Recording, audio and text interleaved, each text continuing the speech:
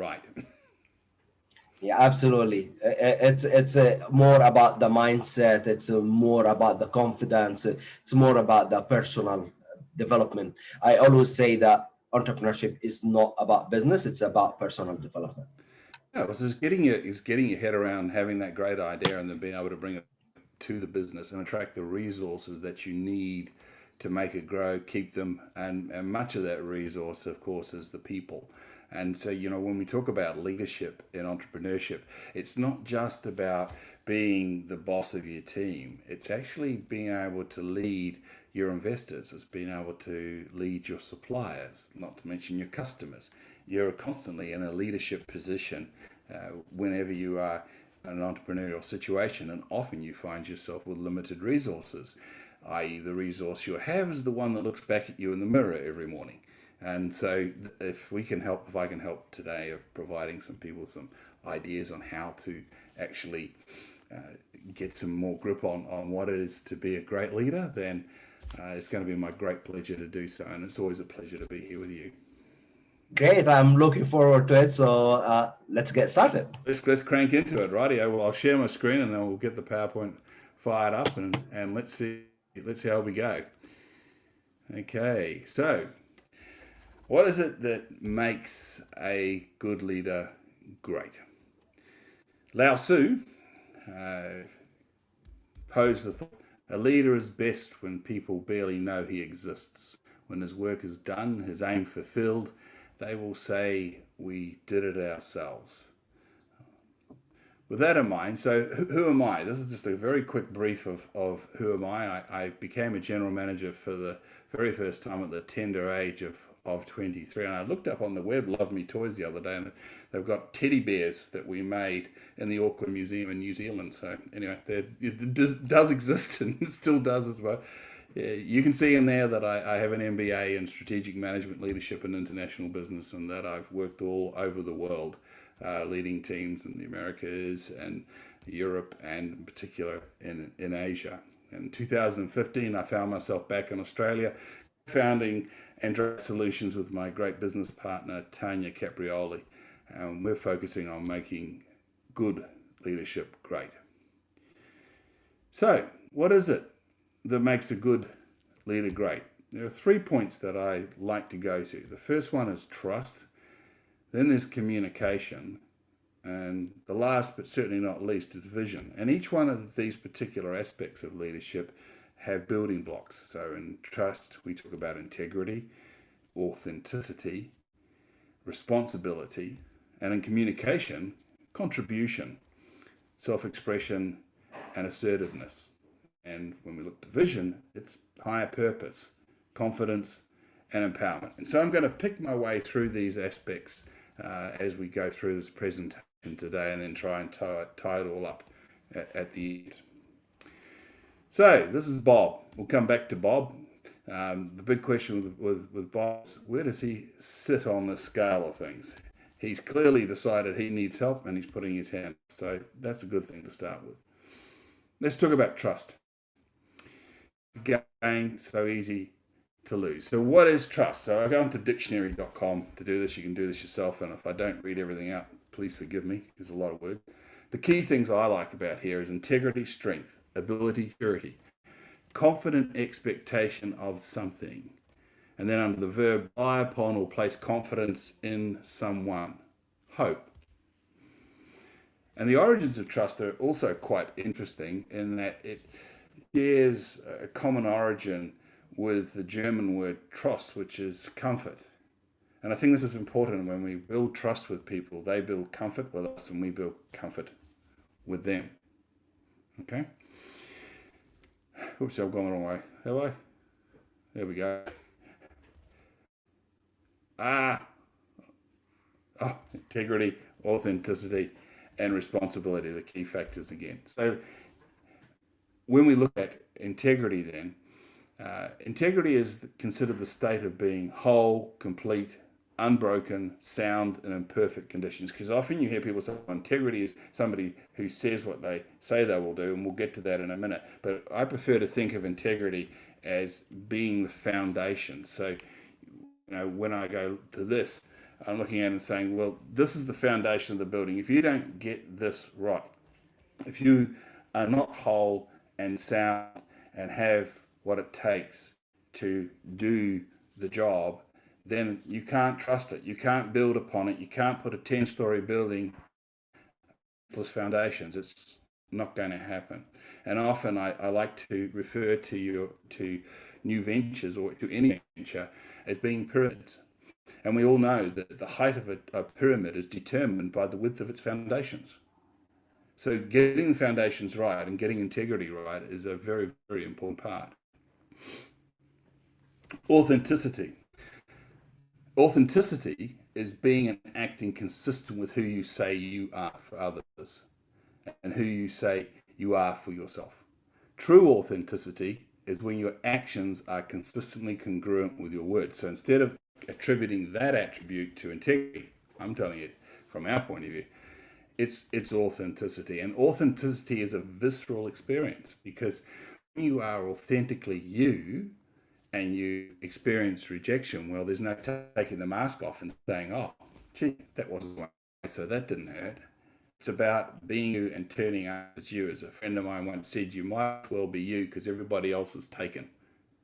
Right? And you'll only be a pale imitation of whatever else is there. And you'll note in there, when we talk about higher levels of trust, of authenticity, the note, others will consider you as reliable and trustworthy as your actions are consistent with what you say and who you are being. Now, here's an interesting example. This guy is, for my money, one of the most authentic humans on the planet. His actions are consistent with who he says he is, and people are looking at him and they're going, hang on, he experienced himself as being true to himself, and others consider him reliable and trustworthy. In fact, I read commentary that says, we may not like this man, we may not like what he does, but the one thing we do know is that he says what he will do and he does what he will say, and so therefore, good or bad, at least it's predictable. We're tired of people telling us lies and making us happy. So exercise and authenticity, Donald Trump. Responsibility. Responsibility is acting from the viewpoint that you are to deal with and resolve matters in your life, regardless of the source. It's not about whose fault or who's to blame or what happened. Instead, it's about being willing to jump in and cause a difference for that you can take ownership of. What can I take ownership of in this situation? Where can I make a difference? And that attitude, they experience you as being powerful and causing and bringing to fruition outcomes that work and produce results in many areas of life. You'll notice in this description of these ways of being, there's a way in which you see yourself. In this case, higher levels indicate you're mostly experiencing power in the circumstances you find yourself, and the way others experience you. And the reason that has been created in the being profile, and I'll get to the being profile later, is so that you can have a self-monitoring ability. Am I being responsible? Am I feeling powerful in these circumstances? Because the chances are, if you're not feeling powerful, then you are not being responsible. I'm sorry about that. I'll get the PowerPoint right. I'm not the world's best driver of PowerPoint. You probably figured this out. Responsibility is often about having a long, hard look at yourself in the mirror. And this little guy is not exactly thrilled with what he's seeing, but hey, he's very, very cute. Another way of doing this, and we do this, use this model, it's called the Orr-Baird model of responsibility. And it's all about waterline.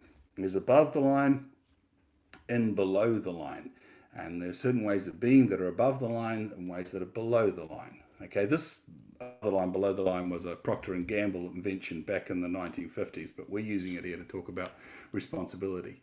The first part of responsibility is ownership. What has happened? What ownership can I take in this matter? Because if I can own it, I can affect it. Then there's accountability. Now, accountability is medicine best taken by yourself first. Right? You need to be accountable all the way through before you can hold people accountable. Otherwise, it becomes blame. And the last part is responsibility itself. Am I feeling powerful? Am I being responsible? So that's awe. Now, if you're above the waterline, as we all know, if we're above the waterline in our boat and we've got our oars in our hands, we are in control of where we are going. But on the other hand, if we're below the water and we're in the bed, we're heading towards the river bed, blame and shame. Shame is effectively self-blame. I'm ashamed of that. You're blaming yourself for whatever. Excuses. Dog ate my homework. Truck was late, so we weren't able to make the goods, so we weren't able to make the delivery. And denial. It simply didn't happen. If I don't look at it, if I don't go and look at the sales figures, then I don't have to accept that they're not any good, right? Denial, bed. Quick way of knowing it. If you are exercising any or showing any of these behaviors that fall into the bed category, then you're not being responsible and you're not empowering your life and you're not coming across as powerful in your life. If you're not coming across as in control of your life, why would anybody follow you? So, my friend here, is he being responsible? In my view, he is. In my view, he is. He may not be the happiest camper, but at least he's putting his hand up and saying, hey, help. I need help. That's being responsible. So communication, the second major building block of leadership, aspect of leadership. There is none so blind as he who will not see. Hear no evil, see no evil, and speak no evil. Not necessarily a great thing when it comes to leader. Maybe speaking no evil, but certainly hearing and seeing. So let's look again. What is communication? It's the act or processing of communication, the imparting or interchange of thoughts, opinions, or information. Something imparted, interchanged, or transmitted. I like this biology piece here. Activity by one organism, that might be you as the leader, that changes or has the potential to change the behavior of other organisms, those that might be interested in working with you to achieve the goals that they have in life. And if we look at the origins of communication, it comes from communicate, and they both come from common. And that's kind of interesting when I looked at this, because common talks about belonging equally to an entire community, the information belonging equally to an entire community. And even the origins of common, which is sharing common duties of an office. So we're in the workplace. It was just kind of interesting as far as I could see. So communication, the building blocks of communication, I would suggest contribution, self-expression, and assertiveness. 3 things we're going to look at today. There are more building blocks in these areas, but if time prohibits us digging into everything. Let's talk about contribution. One of the things as leaders was we always fancy ourselves as contributing to others. We always feel that we should be out there, and this is the bedstone of the service model of contribution, of leadership. And that is that you're there to serve your troops. And that is right. However, we would have it, contribution is when you support others to achieve something they are committed to or are available for others to support you. And the reality, there are more people that are not you than you. The chances are there's more potentiality outside in the world if you are open to contribution than you can live for yourself in all of your lifetime. Higher levels indicate you're mostly experienced making a difference to other people and are comfortable allowing them to make a difference to you. And that's often a real challenge when you're in that leadership situation, is keeping your ego in the bag long enough to listen to what other people want to suggest that might make a difference to you. So think of it as a rowing team. All right, the cox is going nowhere if he doesn't got the team rowing together. And if one of those oarsmen stops pulling on the oar, then the rest of them are stuffed. It's entirely a team. Everybody has to contribute to everybody else's success. Self-expression, the next building block. Self-expression is when you authentically, so go to authentic above, communicate your point of view that may include your beliefs, values, emotions, moods, and experience. You may express yourself creatively in many ways through speech, tone, voice, posture, facial expression, paint, music.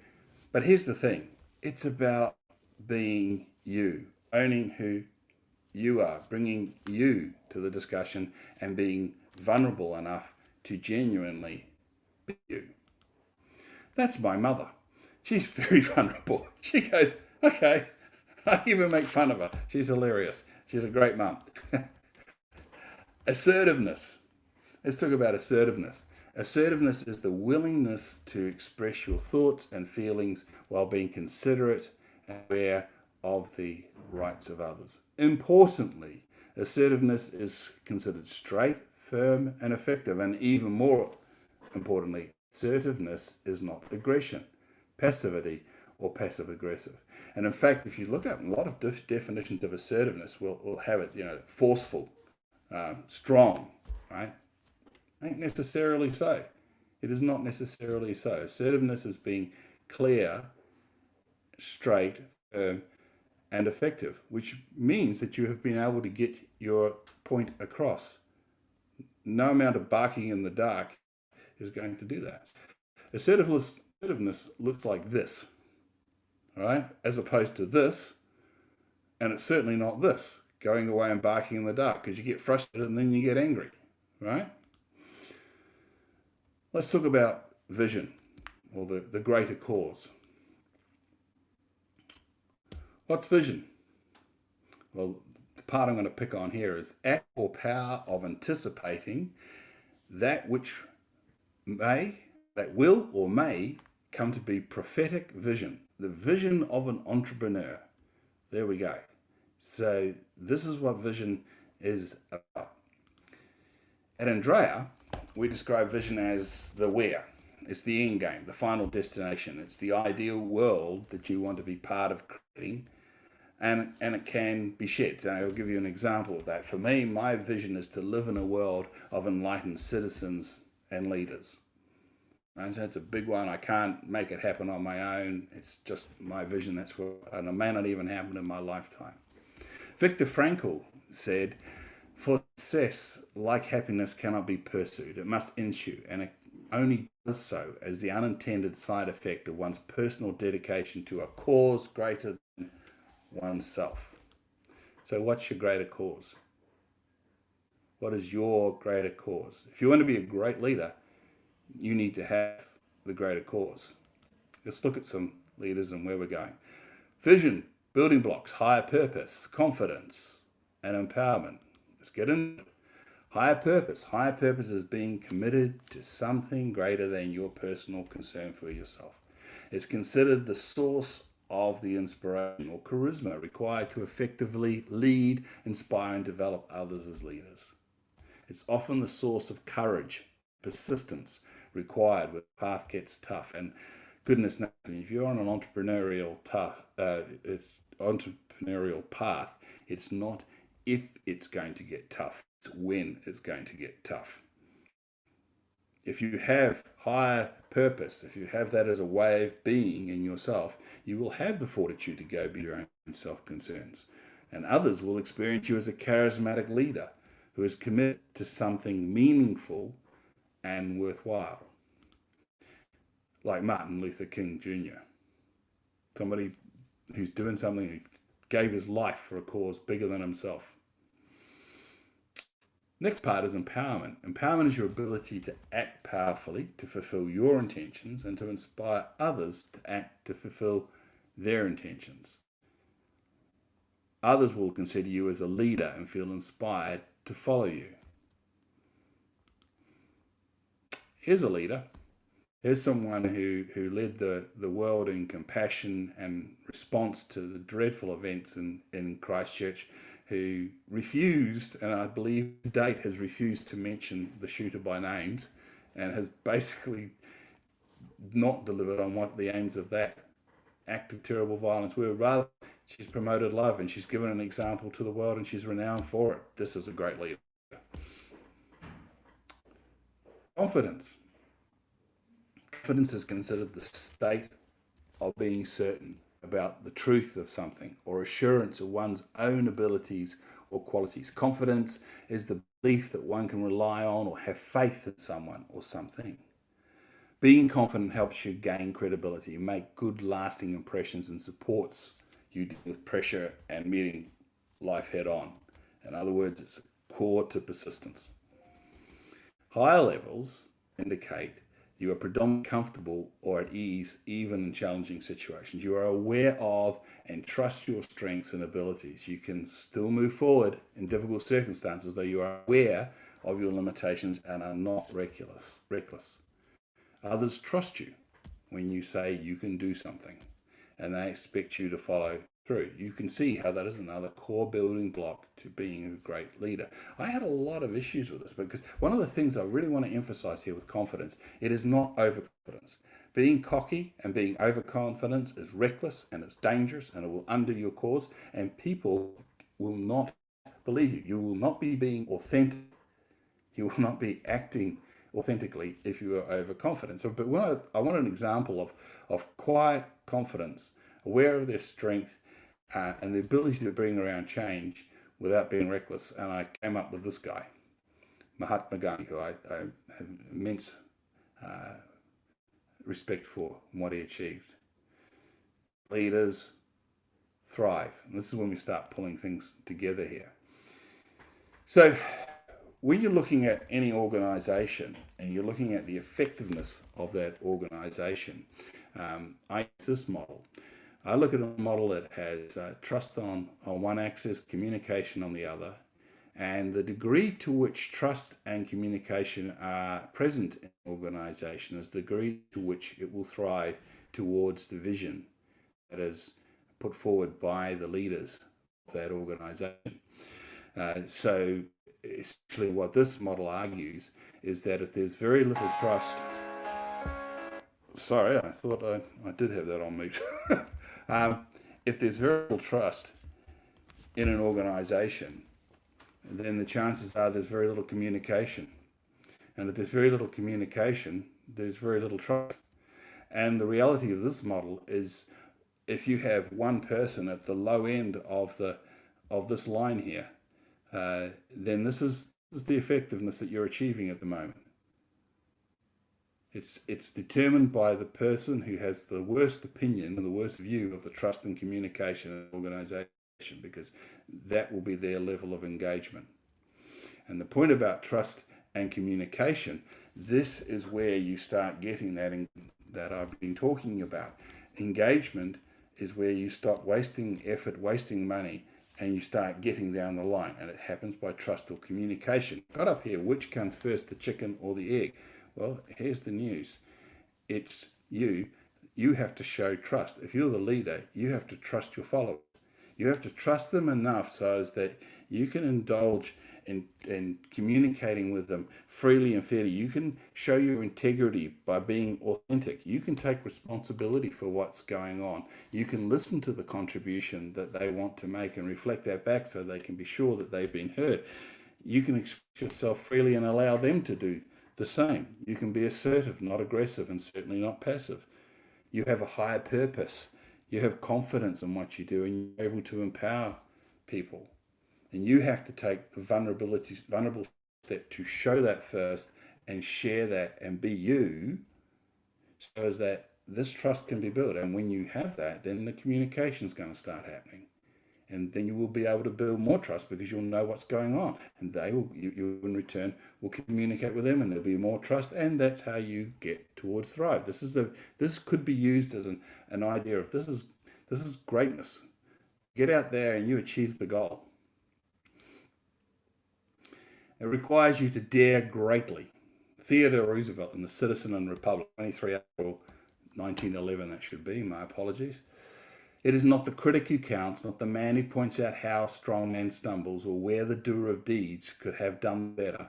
The credit belongs to the man who is actually in the arena, whose face is marred by dust and sweat and blood, who strives valiantly, who errs, who comes up short again and again, because there is no effort without error and shortcoming.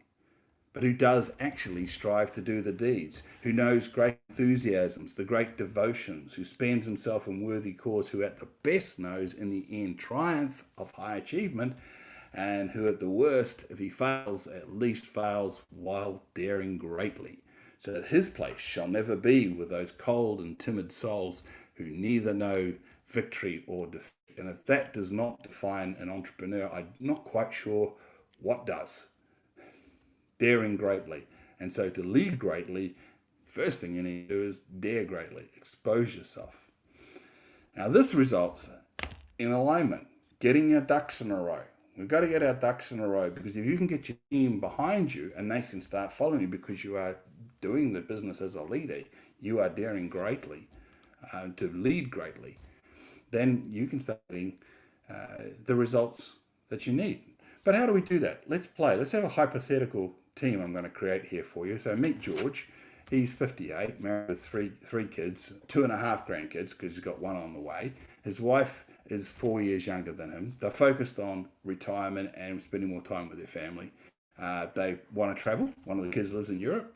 And money is important, but so is job security. This is Susan. Susan is 22, just starting her career, getting as much experience as she can, matters to her. She wants to study again, not sure when. She loves the outdoors, and age, and her age is definitely on the agenda. Hey, meet Odomai. Odomai has been with the company for 10 years, rising from intern to market manager. She's proven her chops. Right now, her priority is returning to family because she's 5 months pregnant. She's a rock star at what she does, so plans to be a wife for a minimum time suit, but she's American and she wants her baby to be born there, despite COVID. Finally, Kobe. Kobe is 38 and heads up research and development. His goal is to move up the management chain. He's done his MBA and he's looking to expand his experience. Born in China, still maintains strong networks in his homeland. So 4 very different characters. So we want to get alignment for 4 different people, all wanting different things out of life. It's like aligning lions, monkeys, mice, and sheep. So how do we do about that? Well, that's where this question comes in again. What is your greater cause? If we look at Maslow's hierarchy of needs, and this has been around for a very long time, but most humans that I know find themselves in this triangle. Physical needs, safety, belonging, self-esteem, and self-actualization. So will all of the people that you need to lead. They will all be on this triangle, and they will all have these basic needs. And normally when we're talking about our employees, we're talking about wages, health and safety, employment, achievement, and contribution. And look, I can put similar tags against there for your suppliers, all of your stakeholders. They all have the same, but interesting enough, if you put them all together, the core thing they all have is this need to contribute. And this is where the greater cause comes in. Are we contributing to a greater cause? Is supporting your business and supporting what you want to have happen contributing to a greater cause? And this is where we have our 4 individuals here, very different individuals, and they're coming into your business, and we're starting to pull them together because we want to talk about what the greater cause is. What the greater cause. And you'll see this, and you'll see a lot of corporate organizations that have actually got through this, and they have people looking and say, that's our vision. So, well, what does it mean? Well communicated, it's why everybody turns up to work in that organization. It's why they will stay in that organization. And it's why they don't become disengaged, because they actually believe in that cause. In Andrea, we talk about vision as being the where, the end game, the greater cause. It's the ideal you want to be a part of creating. Importantly, it can be shared.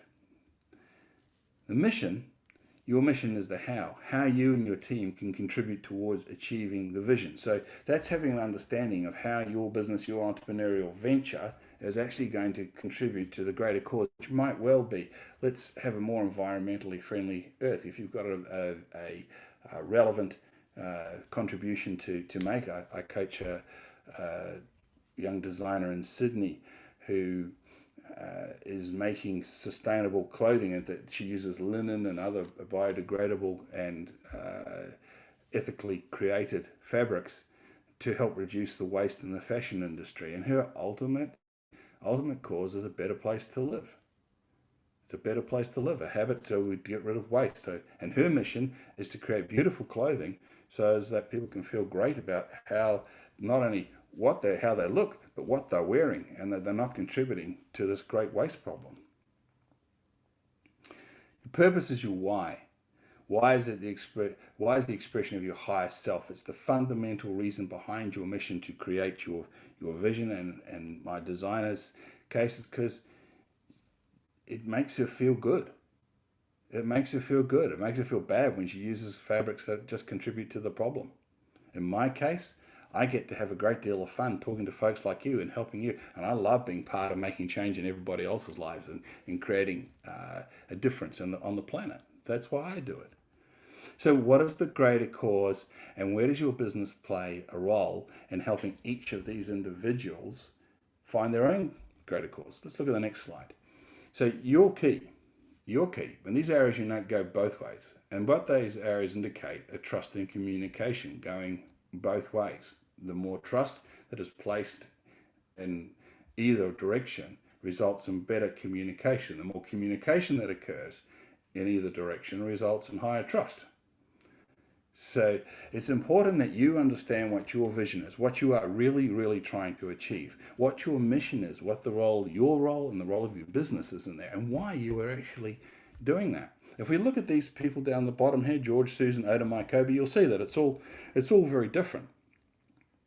They're coming in with an idea that greater cause is something that they can sign up to. It doesn't have to be their heartfelt desire. It doesn't have to be the reason. They've all got different visions, but they can, Susan and Adam, I don't, but you can buy into that greater cause, and they understand that by coming to work and helping you achieve your goals and your mission, they are going to be able to achieve their outcomes, what they want. They're able to contribute to that. So now your staff, diverse as they might be, are coming along in a unified fashion for the purpose of achieving the common goal and achieving their own goals, and knowing that by kicking your business goals, they're going to be there. They are coming to work for themselves, just like you do.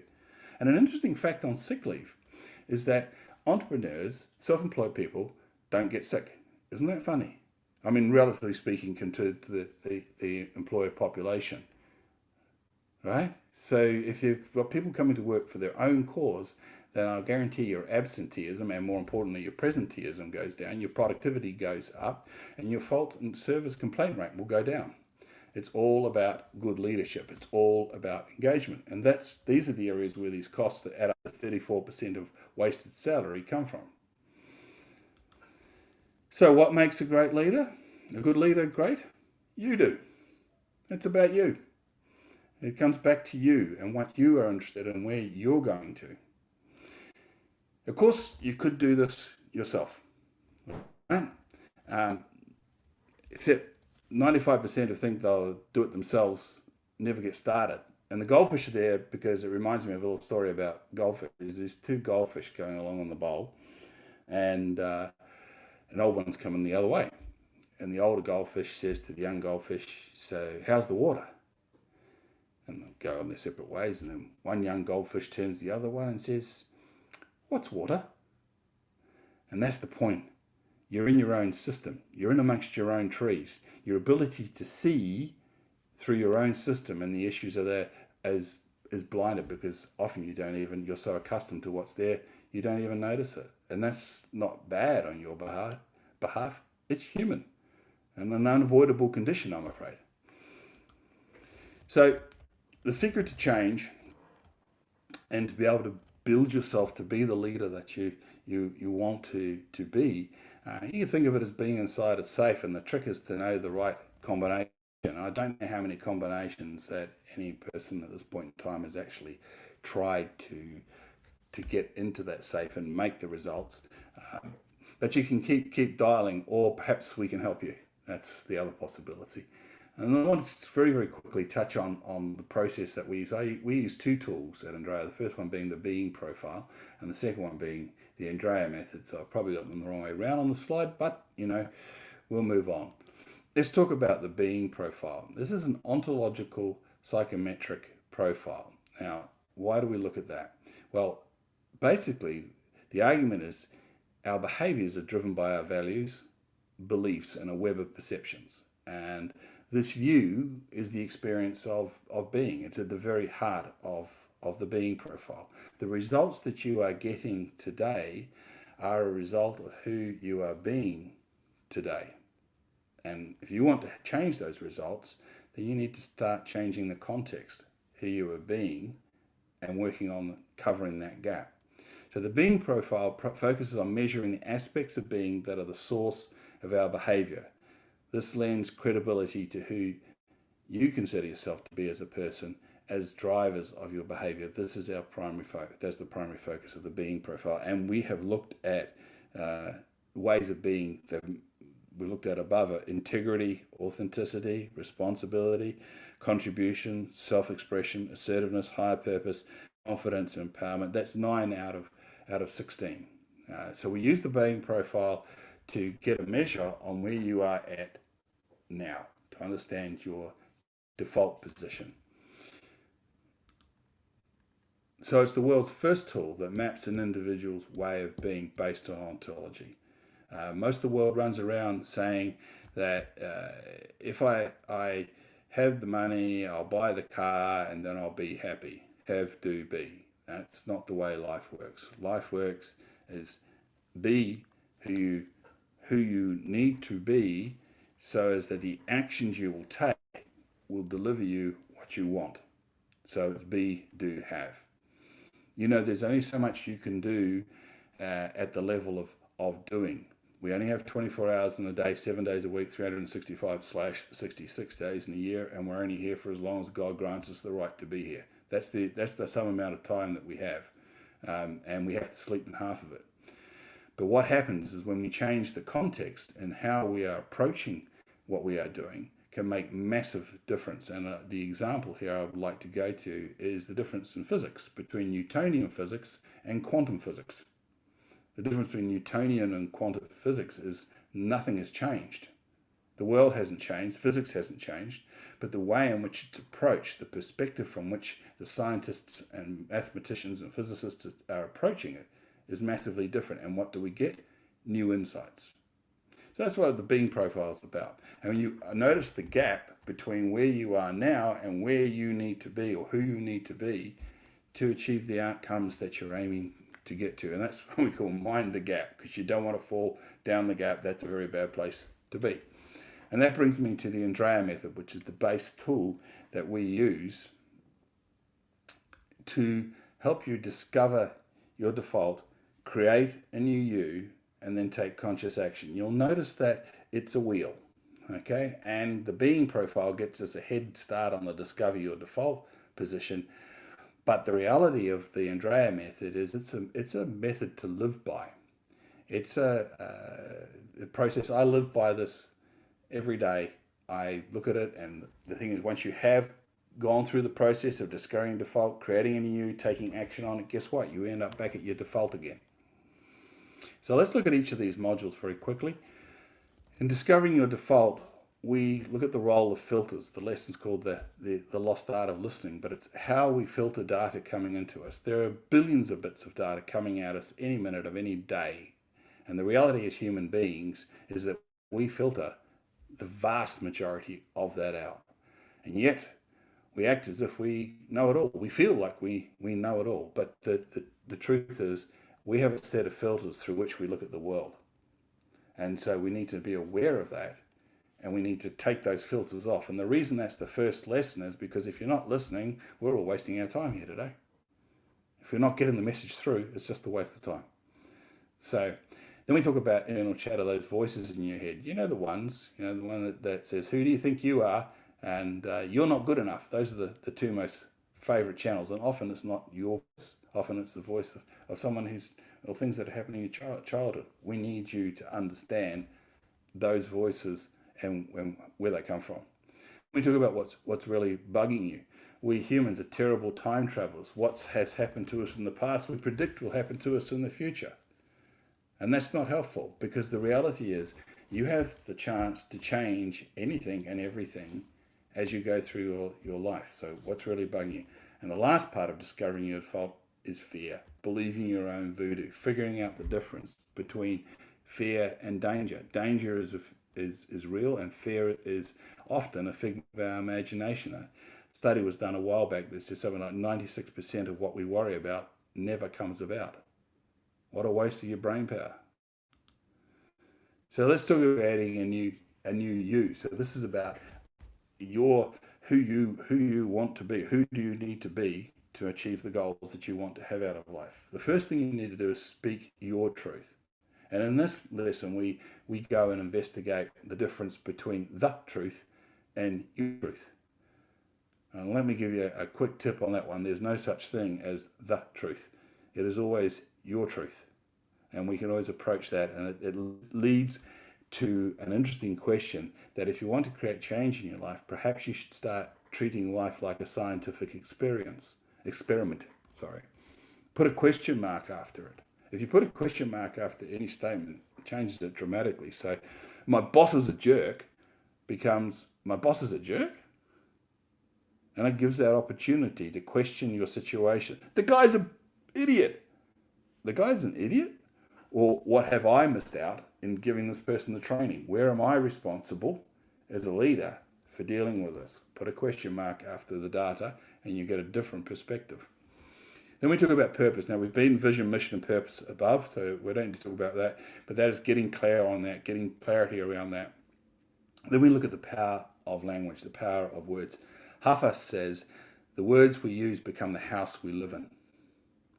And that is so true. Nothing that exists in the world today, there is nothing that didn't exist previously in somebody's imagination. This cup, calculator, you name it, it existed previously in somebody's imagination. How did they think of it? Am I pictorial? Mainly it's words. And how do we describe it in words? We create with our imagination and the words that we use. So if we are busy shaming ourselves and using poor language towards ourselves, if we're saying, oh, this will never happen, you're probably right, because you are creating that possibility. You have to mind the words that you use. The language matters most. And responsibility, well, owning what there is to own, and we spent more time on that above. The last part of the Andrea method is taking conscious action. And this is where we talk about the be, do, have. What do you want to be? What do you want to be? Not who, because all the other who's are taken. So what is it that you want your being to represent? And then we talk about taking action, because nothing ever happens until somebody takes action. And accountability is part of that. And when we talk about accountability, as I said, it's medicine best taken first to start with. But it's also about talking about what you're trying to achieve, what it is that you're out there about. What are you going to do? Oh, I'm going to go climb Mount Everest. You don't know whether the person you're talking to knows somebody, or the person standing behind them who might overhear your conversation is going to Everest as well and happens to know some great Sherpas or whatever. How that can help you by putting your goals and your desires out into the universe, by speaking about it and being public about it and making yourself publicly accountable for what it is that you want, you are also drawing towards you those resources that are there that can help you achieve that. And I personally think that's far more important. So yes, I might make a clown of myself and daring greatly. Roosevelt quote, I might end up with blood and mud all over my face, but I might not too. And I might get the extreme success. So what I'm going to do is I'm going to take action and let's just go. Keeping into that I'm going to act in authenticity, I'm going to act in integrity, I'm going to use responsibility, I'm going to be assertive, and I've got a reason for doing it. This is where great leadership comes from. And finally, the last two parts of focus, using your RAS. We have a thing called the reticular activating system active in our minds. And basically the way that is that that's been programmed to spot these patterns I talked about before. So whatever you're focused on, you notice more of. Now, my partner Tanya a while back went out and bought a yellow Nissan Juke, and she thought that was a very cool car, and there weren't very many of them. It's the yellow Nissan Juke, and then guess what? She sees yellow Nissan Jukes all over the place because she's become aware of it. That's what your focus is, and no longer feel special. But you can use your reticular activating system to get what you want by focusing on where you want to get your information and how you want. By being here today, you're paying attention. If you pay attention to the aspects that I've been talking about today and go looking for them in society or examples of where they are and are not being used, you'll notice them. And that's how the reticular activating system can work in your favor. And finally, gratitude. Gratitude is one of the keys to it all. What is the key to it all, to be honest? Be grateful for where you are. Be grateful for the opportunity that you have. Be grateful for the smallest things in life. And then that gives you resilience. Because you say, well, okay, this might be bad.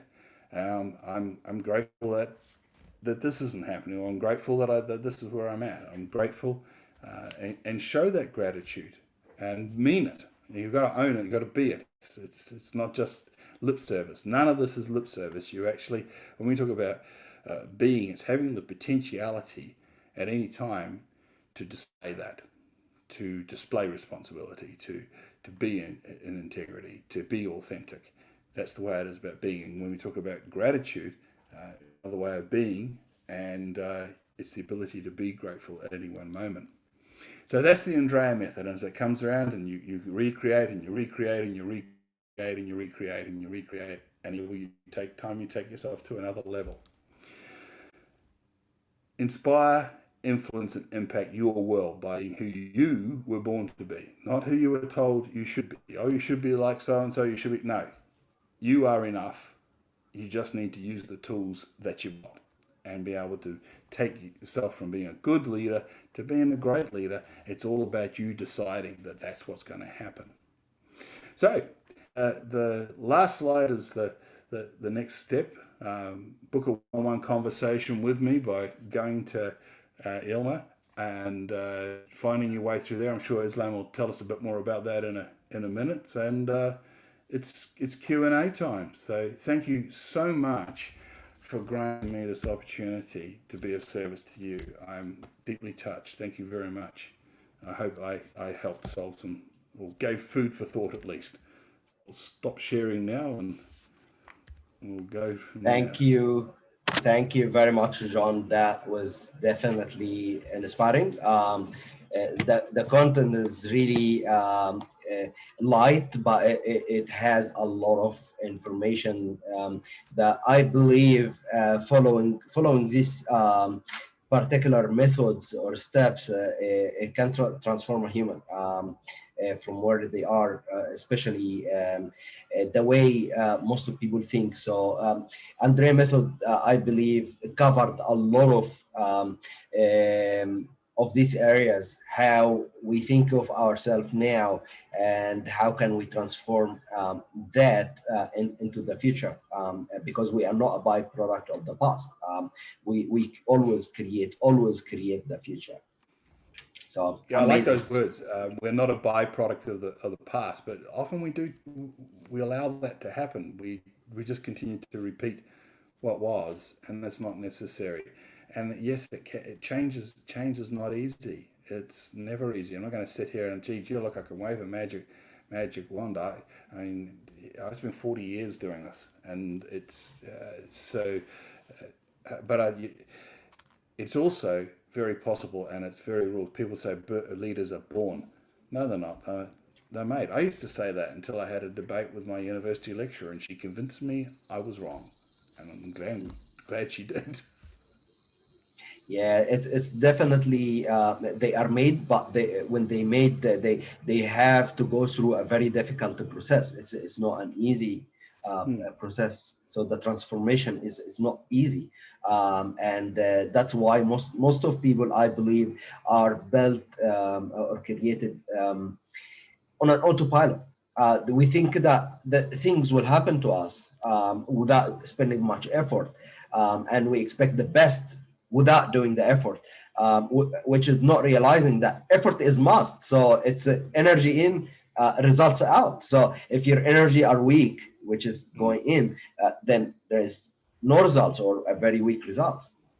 Yeah, look, I agree totally. I've just been rereading Mikhail Csikszentmihalyi's book Flow, which talks about getting into the state of flow, which he argues is where you are doing a job that you are competent at, that you are challenged at, that has specific goals around it that you can achieve or can't achieve, but you know that you have the skills to do it, and you lose yourself. And it's that moment where you think you've been at the job for an hour, and you wake up and you go, "Oh, hang on, goodness me, I thought it was lunchtime, but it's dinner time." That's flow. And one of the interesting points he makes in that is that we, in our world today, we often think, "Oh, I need to rest, and I need to watch telly and blob out," and that. And his argument is that unless you do that actively and you're doing it for a reason, for the purpose of whatever it is you're watching, you can be, looking at how good the production is, how good the directing is, how good the acting is, how good the script is, but be critical of what you're doing so your brain is engaged. He makes the point, human beings, as we evolved, we didn't have television. We weren't passive in our recreation. When we came home from work, we might indulge in some carpentry or some tapestry or whatever it is, but we would get involved in doing another job, another thing. And so I challenged it that when we are talking about getting space from one activity, doesn't mean do nothing. It means do another activity. That's where sport's great. That's where clubs and cell groups are very important. Get in the flow. You're going to have flow all over your life, and leadership becomes that way because you're achieving things.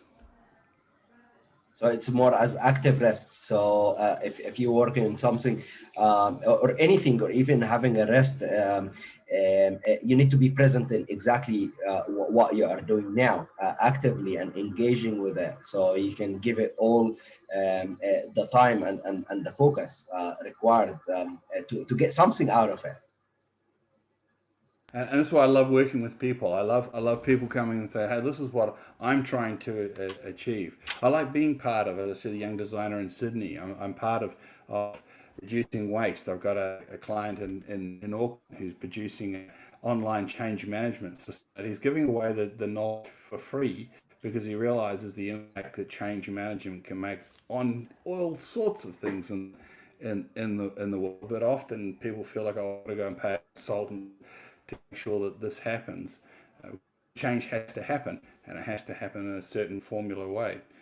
I love that I'm paying part in all these changes and doing that little bit and making that little bit of change. It's a great job. I always quote this: the only thing does not change is change. Yes, it's the forever constant. Otherwise, management would be called stewardship. Staying still. Yeah, I'm going to look that's right. after that. Look at that. Yeah, but you're managing, and that's the nature of it. Yeah. Well, everything, everything subject to the time, and so That's therefore right. everything has changed. If it doesn't change, it's stagnated. It's as simple as that. So, all right. Again, thank you, John, for the amazing presentation. So if anyone wanted to reach out to John, please click on the link I posted in the comment, and we will organize for you a time to speak with John. And that's going to be absolutely free consultation, and we'll see what we can do for you. So now, John, we're gonna move into some questions. I took some notes as you go because, as I said, there are a lot of information in there. The content is quite light, but it's and because it's organized very well, but it has a lot of great structure from the beginning. So integrity, authenticity, responsibility, communication, vision, amazing principles. But you did not only leave it there. You elaborate around how can actually this can be done. What are the action points that it can be taken for to understand, especially or and bed. So or and bed method. I actually found this quite often. I did not realize this until recently, that if if you are there is a problem or experiencing a difficult situation, and even though the other person in front of you in the wrong, you must take the responsibility. You must seek and search and find what are your responsibilities in there. And once you do that, you will have the accountability to change or to change the status quo. But if you start to blame others or to blame situations, it's just things not gonna change. You're just gonna be living in the past all the time, and that's really a lot of people. They are operating from the bed model rather than the or model. I can see that almost on a daily basis, and it's a very difficult to change. So, John, can you please tell to or explain to everyone what does it take? Because it's a very difficult to think. Oh, I know that he done something or she done something that it's inappropriate. How can I take the responsibility? People say it's impossible. I cannot do that. It's not my fault. It's their fault. But they don't understand that they can take the responsibility. How can they do that? Well, this is where my question mark comes in. You don't put a question mark. It's their fault. It's their fault. It's their fault. Really? Firstly, that gives that moment of hesitation that creates doubt in the situation. Because most people that in that circumstance where you're prepared to ascribe blame, you pretty much guarantee the person on the other side, one who you're pointing the finger at, is feeling the same way about you. They're busy trying to blame you. So now you're a zero-sum game. I'm a member of Lions and service organisation, and in the Lions purposes, it's got, when a doubt arises, resolve that doubt against yourself. So first, when there is something going wrong, first and foremostly, look at yourself to see what role you have played in it. So the other person might be 99%, but you can find 1% to take some responsibility and stop the blame game. You can say, look, I clearly didn't communicate that correctly, or I understand my role in setting this goal may not have been great. And hey, I'm sorry that we ran out of light bulbs, but you got a torch. You can then go about the issue because this is when I talk about accountability being medicine. You make yourself first. Be accountable. Figure it out. There will be something you've done right because they crucified the last person who was perfect. And you don't want that outcome. That's right. You would be actually that reminded me a very funny story that I'd like to share with everyone. It's personal, but it's I think it's very relevant to what we are talking about. One time, my wife and I we went for a walk. We was camping and we went for a walk in the bush. It was like 5 o'clock, so it's getting dark. And we just went. I had my glass of wine, and we had just nothing, just and we just going for a walk. And it was starting to get dark, and it was really getting dark. And we are in the middle of the bush. We had nothing. We had no torch. We had no phone. We had nothing, absolutely nothing. And we find that we started to get angry at each other, like, you the one who said that, and then we start, no, you, and you back and forth. And start. I said, all right, no, I think if we stay here and we continue talking about you and me, we're gonna be in a big trouble. So, all right, I want you to tell us which way we came from, and I will take the responsibility of finding a way to make a fire in case if we don't get out. In fact, we could not get out. We found that it was getting dark by the time. So she found a way. So we separated the responsibility, or we divided, and she started to find a way, but we find that it's actually quite far to get back there, and we will get lost by if we continue. So we decide, all right, let's find somewhere where we can stay. And I already find a way that I can make a fire. I had a lighter, so so we made a fire, and we found a shelter, and we stayed in there overnight until next day. It's a funny story, but that's absolutely the key of how we got out of this situation is just Mm. dividing the responsibility. Whereas if you allowed the blame game to continue, then emotions would have got high. And then what's interesting is that our amygdala will kick in and the fight and flight Yeah, reaction will happen. And you'll be thinking like a rhesus monkey at exactly the moment you need to be thinking with all your faculties. Because the that's fight and right. flight pushes the blood away from your brain into your body. And just a physiology of a human being.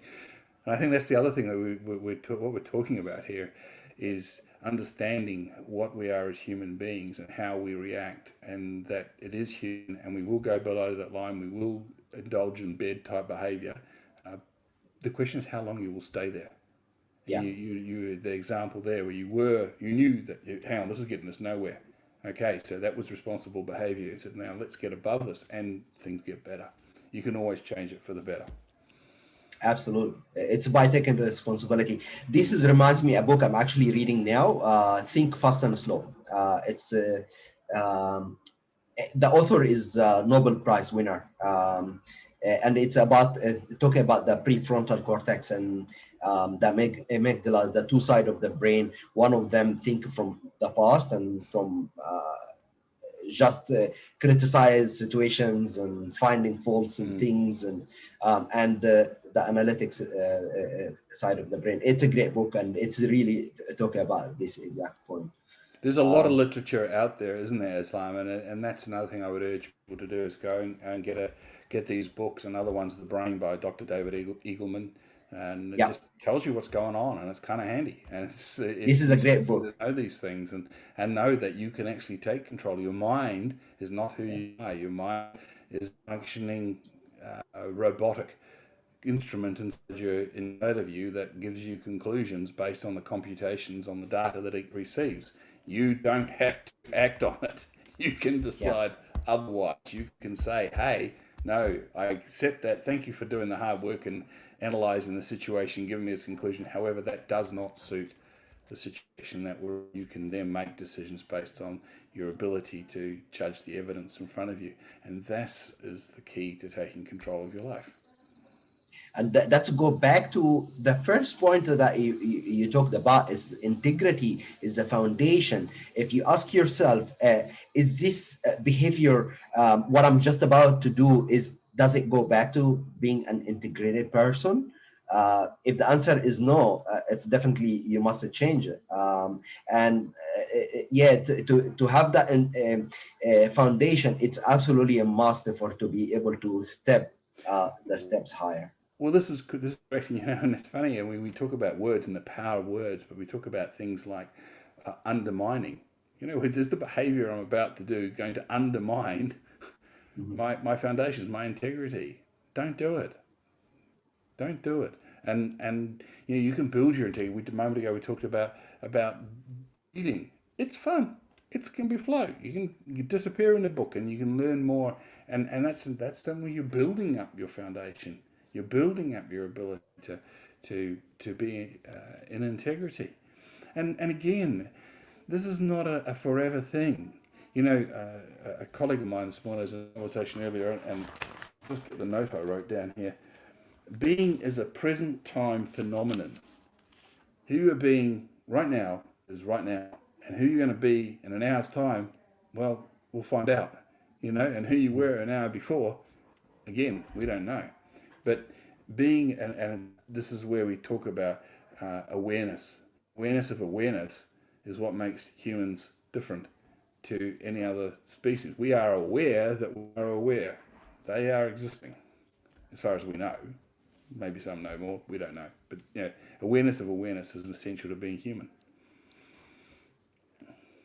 Awareness now I'm being here, so they are just the being here animals.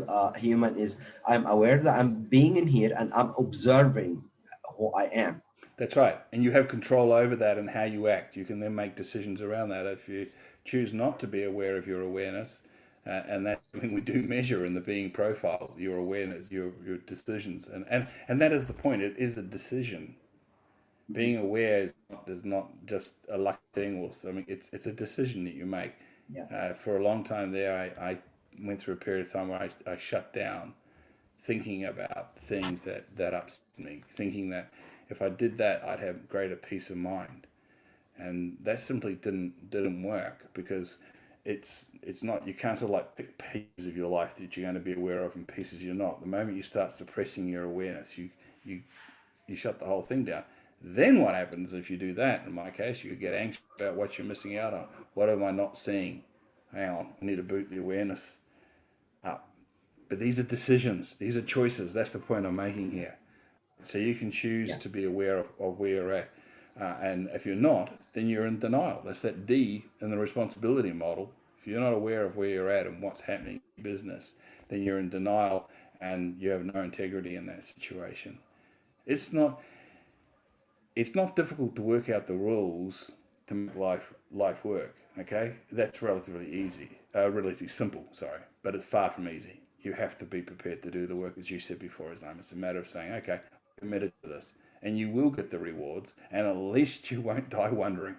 You have a go. Live your life. Yeah, yeah, and as you said it very clearly, it's all about decisions. So I remember Tony Robbins describe it in a very easy way. So, for example, if you make a decision now, there are two decisions. If you make these decisions, or this decision, or this decision, and in a long time, it will keep going further and further. You'll end up in a totally different place where you are now, and it's just all one decision. That's So absolutely, and the other thing people don't realize about making decisions is that the word decide is similar to suicide, homicide, and insecticide, infanticide. Decide is Latin to kill. So when you make a decision, dual decision, you are killing one option off in favor of another. It's not wow. bad. It's not that it's bad to make a decision, but understand what you're doing when you do that. And sometimes it's better to stay in the question to actually move to a decision, because exactly what you just said. One decision has ramifications because you've effectively killed off the option. It's significant. It's significant. Actually, I'd like to highlight a point in here that quite relevant. Uh, it's very important before we make a decision to take that step back and not to act, to just think. Is that go back to my integrity? To just take that one Yes. step back. Yes, you can rely on your foundation. Isn't that interesting? That you can take that step back because you've got that integrity there, and give yourself a check. Am I being Mhm. authentic? Because I think this is, yeah, check. Am I being responsible? Am I making sure I'm not undermining myself? Am I expressing myself? Am I being open to contribution when I say it? Because sometimes you can close that contribution off by appearing to be too much of an know-it-all.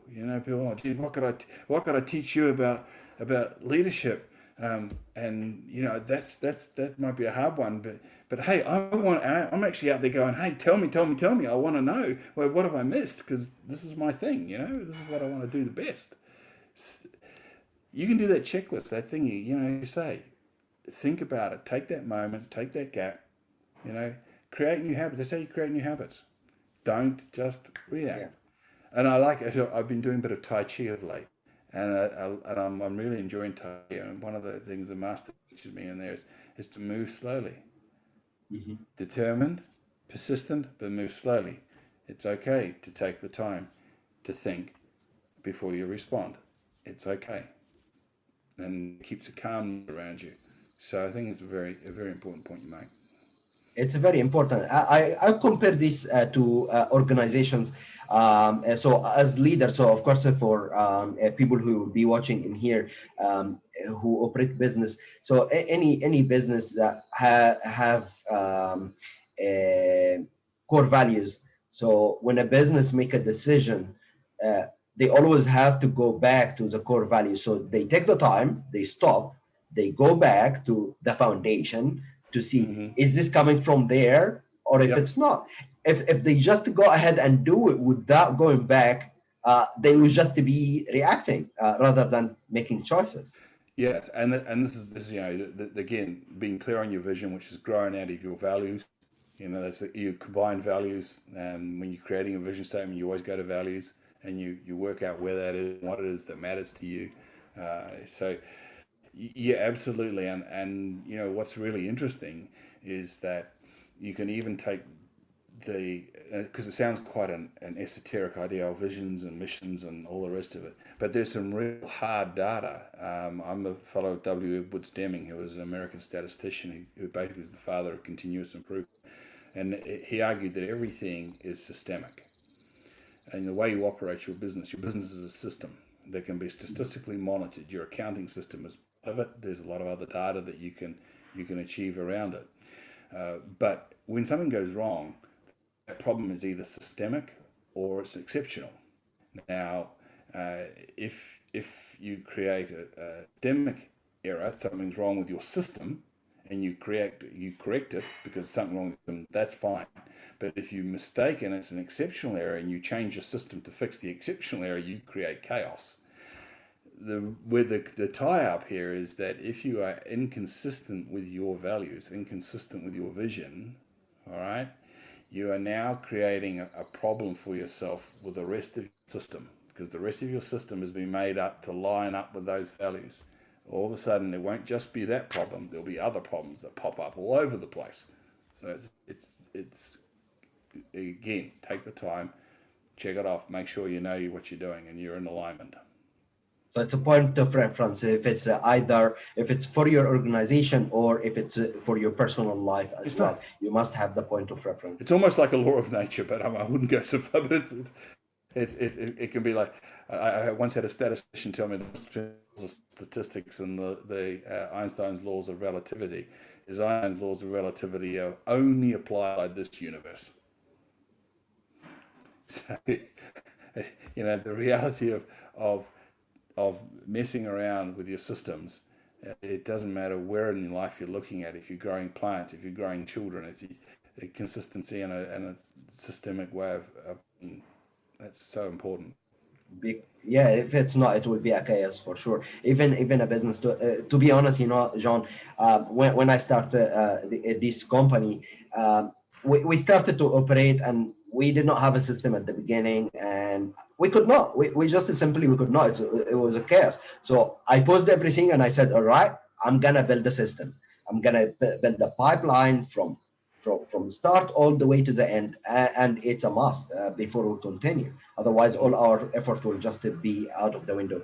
I'd like to go to a point. I would actually fast forward to a point that we like to elaborate more around it. So when you talked about which one is it? It's Dr. Frankl. Yeah, so Viktor Frankl. So he was talking about the vision. I'd like you to explain to our watchers his past, his history, what he's been going through. Yes, so Dr. Frankl was a survivor of the Holocaust, and a remarkable humanist gift. He survived. I mean, I don't know the fine details of it, but I do know he's a survivor of the Holocaust and came through. And much of what his work is about is understanding the nature of humans, and it's, you know, we want to talk about forgiveness and the ability to contribute. It's just amazing in terms of what he went on to achieve, and that particular quote just sticks with me because it's counterintuitive to think that you shouldn't pursue success, but then when we use the word pursue, it indicates that we're chasing after something, which means it's moving away from us. So, and I think that part of what Viktor Frankl was on about, if you are pursuing a greater cause, a whole and meaningful, that's more about something other than your own well-being, then there's a certain effect of sustenance that comes towards you to achieve that, because it's not about you. People, the world, the universe wants you to achieve this good outcome, and it's again playing with the way of being and allowing the universe to help you. So I'm sure that's what that was about. But yes, he's an amazing character, and there's lots of of information to Frankel around the place. I tried to read his book, but it's really dense. It's it's a I haven't got very through it myself, to be complex. honest, but I and I think to myself, it's a wonderful contribution he's made just to the way in which the world can think. It's lovely if somebody can pick up something that you've written like that, and it's a truth. It's an absolute truth, and who knows how many centuries into the future it will resonate forward. It's worth We'll keep looking at. going. We keep going. So actually, the reason why I brought this forward, so can we can share with people a person like that who been going through a very difficult time, that a time that no one in this era or very minor probably number of people going through a very difficult time like that, and he's talking about that. So there is no excuse for anyone to say I don't have or I cannot do, or so this is why I brought it. There is no excuse. Yes, it does rather kick the stilts out from underneath any excuses you might want to make. But again, this is about, excuses. We don't make, whatever it is, find a way. Just take the time. It's very few decisions we have to make instantaneously. And if you find the way to create and imagine and use your brain in a calm, fashioned way, you'll find the answers. And that might not always be what you want. But again, this is why the persistence comes in.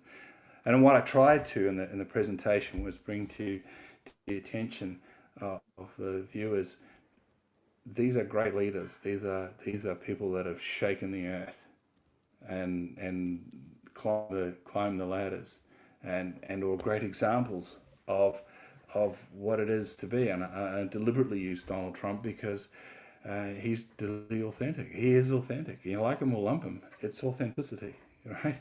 He is who he says he is. That's a very good point. So you're not saying he's a great person, but you picked on a point that he's authentic. And again, there is no one. It's just 100% wrong. But you picked the good part of being him, and that is true. He talk his mind, even he's being an idiot, but he's talking it out. Yeah, I don't think he's ever going to be Gandhi or even Frankel or anybody like that. But at the end of the day, if it's a study of leadership, how did he get to be the president of the United States? And I think that's a very core point as to how he got there, because everybody else was being inauthentic. And human beings, we can sniff out authenticity like that. If you're not being who you say you are, then people go, there's something about that guy or girl I don't trust. That's authenticity ringing the bell. And that's actually also cover another point, which is the fourth point, the communication. One of the things also I find, especially within young people, is the lack of self-expression. They keep things in their head and they just keep rehearsing it over and over. And I actually talked about that a few days ago, and it has nothing to do with reality. It's only in their own mind, and they just make it worse and worse all the time. But if they talk it out, they just they can make things clear, even if it's right, but you make things clear. Yes. Yes, and look, one way that I can recommend for young people to do this is send an email to themselves.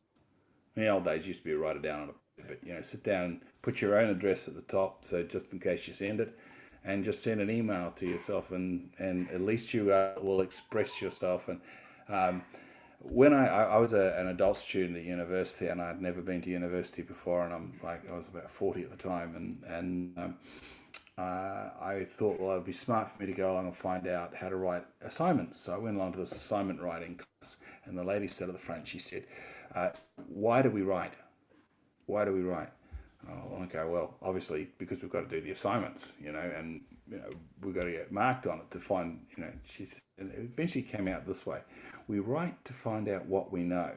Again, looking at the physical structure of our brain, our prefrontal cortex is we have our ideas, right? And we can deal with between 6 or 7 of them at a time. We can juggle them around as humans. A few humans have got a lot more horsepower than I have, and they can do more, but let's just say there is a limited number of concepts that we can deal with in our conscious mind at any one given point in time, which is why double phone numbers, 9955 5555, it enables us to deal with more facts.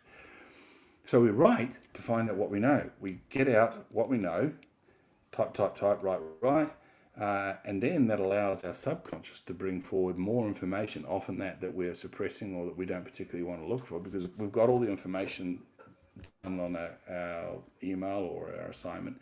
And what else do we know? And if we get to a point where we find out what we know, because it's all down there. And then we talk about sorting a teenager's situation out and what they're dealing with and how life is like that. This is a great way for them to find out what it is that they do know, and then what is it that they don't by looking at that. So yeah, that's one way that can be overcome. That's amazing. I help some young people. I'm very passionate about helping young people. And one of the things I say to them, write it down. So write it down. Why? Because you have all of this in your head, and it just every time you think about something, you find yourself going to somewhere totally different, and you don't know what to think about exactly. What you need to do, you need to write it down, put it down, make it simple, make it clear, and make a plan from there. You'll find that your head will start to unwind. And that applies to our viewers here to find out how to engage their employees, how to stop wasting money, how to be a better leader. Write it down. That's why we go through the process of doing the likes of the being profile. So we have a starting point. We've got a starting point, and we can say, okay, this is our default position. Where are we going to from here? It's the same process. So same process. who's saying? Go ahead. I was going to say, much of my experience comes from my mum, who you saw earlier. She's a school teacher, school dean, and I've had 7 teenagers in my life myself. So it's kind of a baptism by fire. So that give you a good example in life, isn't it? Yes, indeed. Oh, absolutely. Yeah. So who said kids John? are important. So yeah, it's always good to be looking after the young ones. They're our future.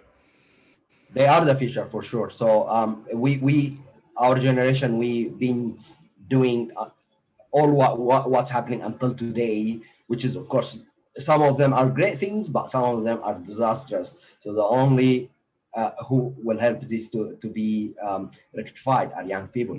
So who's saying life is not examined? It doesn't deserve living. Life isn't worth living. Life is not examined. It doesn't worth living. Plato. Is that right? The unexamined life is not worth living. Yeah. So it's definitely important Plato. to. Yeah, amazing quote, isn't it? It's really amazing, and I think about it all the time. Sometimes I think, all right, so where I am now, from where I want to be, how far I am, what do I need to do to get there? And it's difficult, but it's it uses a lot of brain power. But if we don't use it, we'll lose it. It's as simple as that. Well, and if we extend it, we'll more. There's an awful lot of studies that say, use it or lose it, but in using it, you actually create more. David Eagleman, in his book The Brain, talks about dementia and Alzheimer's, and he makes the point that there were studies done that people who have got brains that when autopsied after they're dead, arguably riddled with Alzheimer's, yet did not suffer from dementia. So they've got all the physical attributes, and the only attribute that they can find is in the behavioral studies. There's a study of church nuns and priests in the United States, and this is where they got this data from. And they were able to study their behaviors and deal with all other mitigating factors. So they had the same diet, same environments, etc.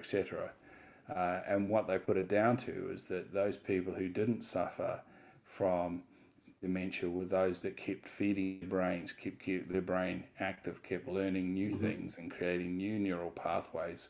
So is that while some deteriorated due to the physical reality of the disease hitting their brain, they were substituted with other alternative neural pathways. Yeah. So it's worthwhile thinking that it's not just young, and it's not just about using it or losing it. It's actually using it and gaining, because you can build your IQ as well. You can get smarter. You've just got to feed your brain. And hey, here's the news: it's fun. Yeah, It's fun. yeah. It's definitely accomplishment, achievement. You feel amazing when you find something you did not discover before, and when you connect the puzzle together.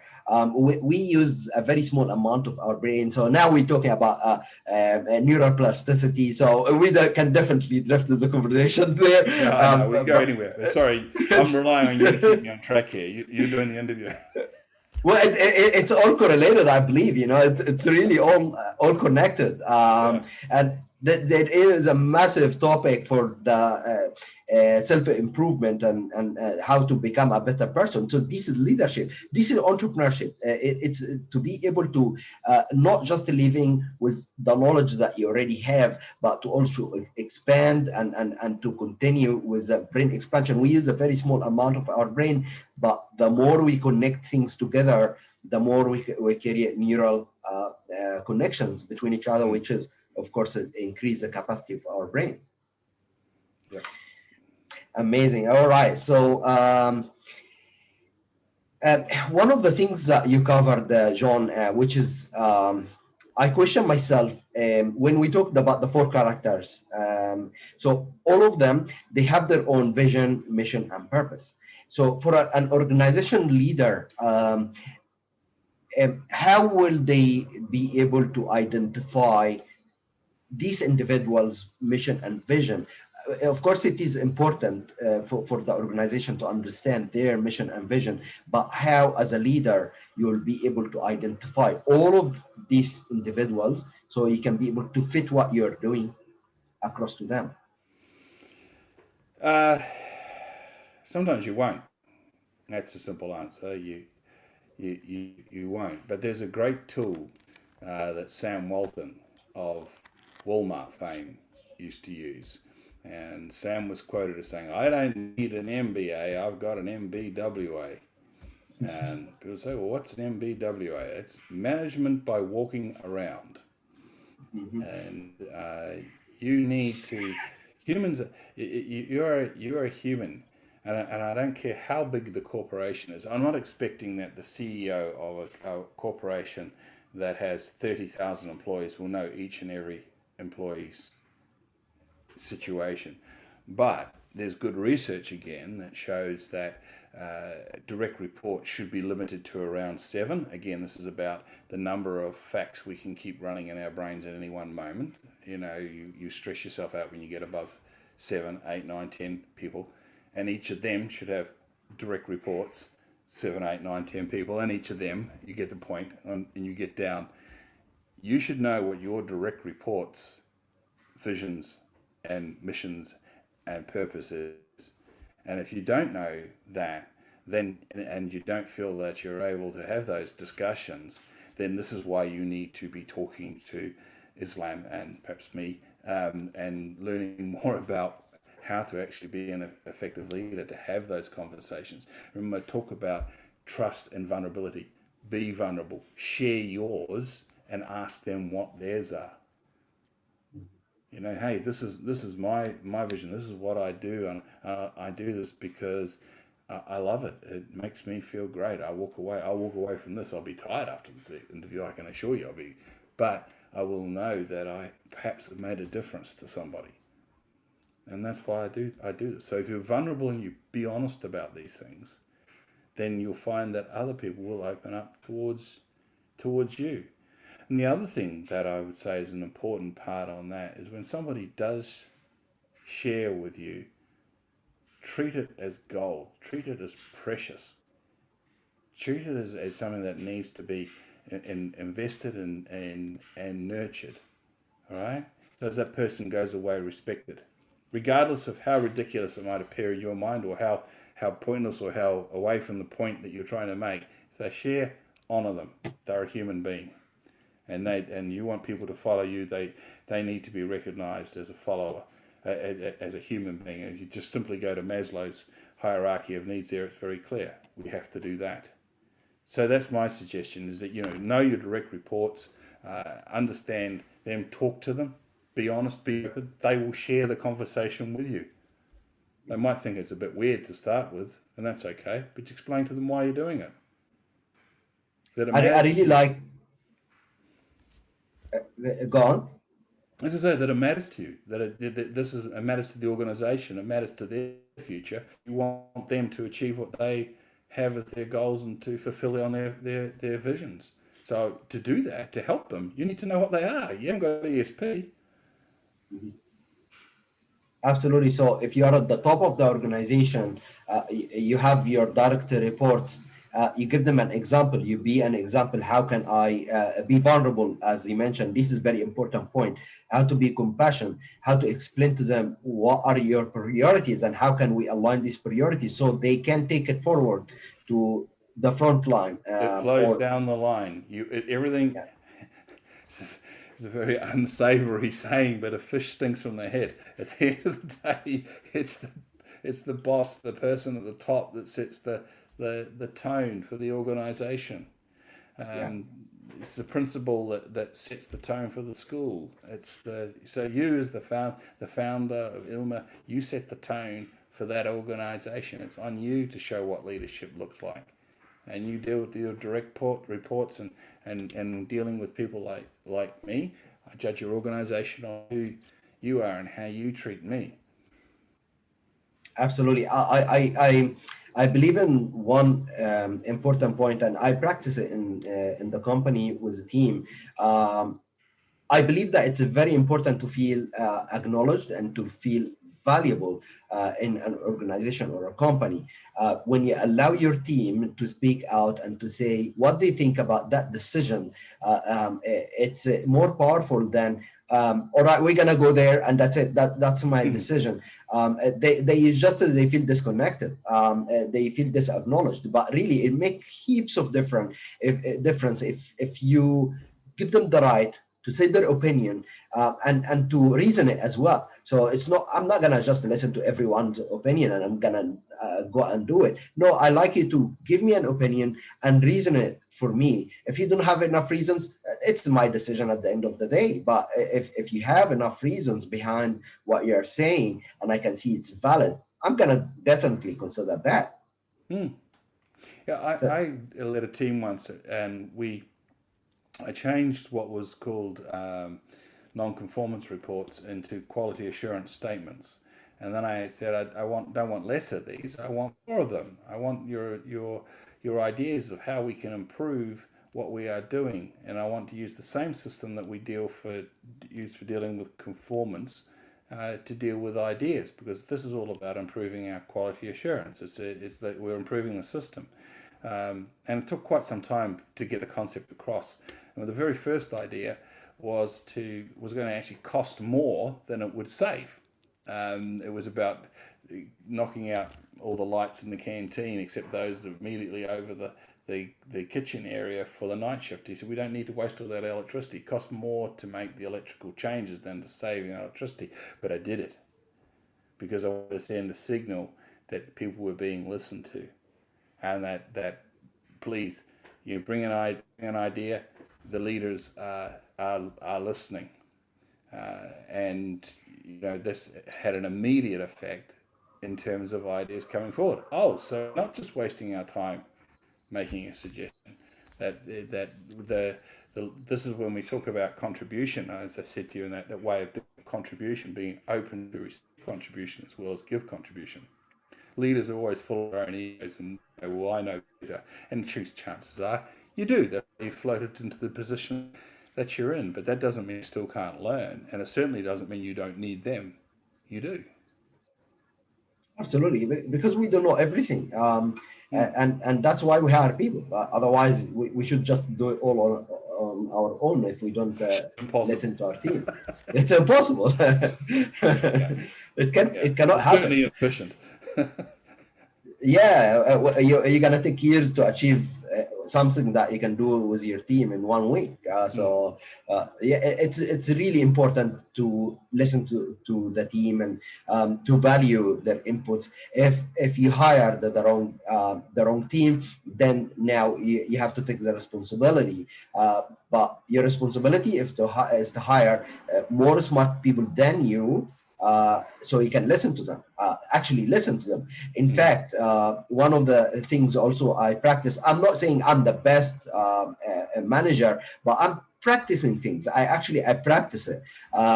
If I have a conversation with someone, I find myself, and they want to say something, I stop. I want to listen to you. I really want to listen to you. Your input is very important to me, because what I'm going to say, it's already, I know it. But what about your information or your input? It's something that I don't know, so I need it. So that's basically how I operate in my team. I always listen to them so I can add into my knowledge. So we are a bit over the. Say again, John. I was just going to say, and that Thrive model I showed you, the communication and trust model, that's the point about communication. The least able person to communicate, the shy one, the one that doesn't say much. Okay, go looking for them, because they're the ones who are determining the effectiveness of your system. You're hearing from them. If they feel able to express themselves, now you've got communication going. Yeah. So you get them to shine, and instead of they've been quiet all the time. No, shine up, and everyone will follow from to the degree that they wish to, but if they can express themselves, self-expression, and express themselves freely, then you have communication, then you have trust. Absolutely, and that will be an example again throughout all the team as well. So not just one person, but it's an example across the board. Actually, the conversation is amazing. We're already over time, but there is a point. I'd like to share an example. So when you mentioned Tanya and she bought the car, that's because of her RAS system. It just acknowledged that it's out there. It actually happened to me when I bought my car. I find I seen this car and I really liked it. It was Toyota Orion, and I really liked it. I wanted to buy the older one, but then I start to see this car everywhere, and I start to see the newer one. It just started to pop out everywhere. You know what? I got it. I did not know how. I bought the new one. I did not buy the old one. It just came. Yeah. I drive it now. And it happened in everything. The power of our minds is pretty much unlimited. Absolutely. So covering a lot of grounds in here. So integrity, authenticity, communication, vision, mission, purpose, and many other traits and principles that we covered in here, which is also covered under Andrea model, which is John used for coaching people and helping them to achieve whatever they want to be. So of course, this information, you can imagine where it's going to take you if you want to transform your life, either in your business or personally. This is definitely a great opportunity for you to be whatever you want to be. So make sure that if you want to learn more about how this can help you and your business, click on the link I shared on the chat box, or go to www.enmar.io and browse to John, and just click request a consultation, and we will get in touch with you, and we'll organize a time with John so we can speak. We can share with you what we can do. John, it's been absolutely amazing conversation as usual. It's been a pleasure for me too, as I always love talking to you. Thank you very much, and I will speak with you again. Thank you very much, everyone, and I'm looking forward to having you again next time. All the best, and thank you. Bye-bye.